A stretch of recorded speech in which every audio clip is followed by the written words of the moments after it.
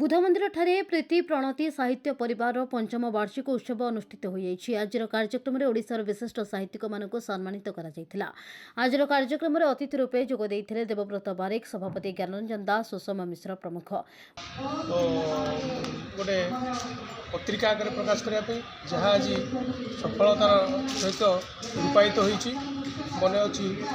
अनेक दिन तले अनेक वर्ष तले आम कहूँ गोटे सफ्टवेयर गोटे गोटे मैगजीन आकार प्रकाश करने जहाँ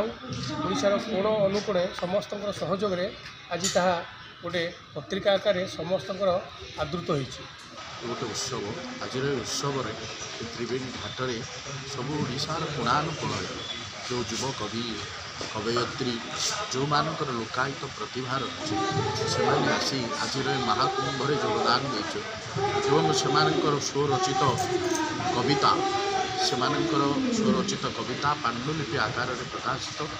ओडार कोणानुकोण बहु चर्चित कवि माने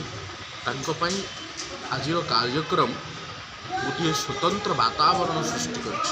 स्वतंत्र स्थान जोगाई प्रेरणार उत्स होगी ठिया प्रत्येक मास आम गोटे ई पत्रिका करूँ और प्रत्येक वर्ष आम मासिक वार्षिक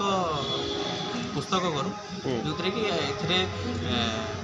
आपणकर 150 ରୁ 200 लेखकर कविता और गल्प अच्छी और ता सहित आम गोटे पांडुलिपि करूँ जमीक कि आमर युव प्रतिभा माने रहिले कि नुआ अतिथि माने नुआ प्रतिभा माने आसिले कि किसी स्कोप मिलूनी साहित्य प्रति तो आगक नवा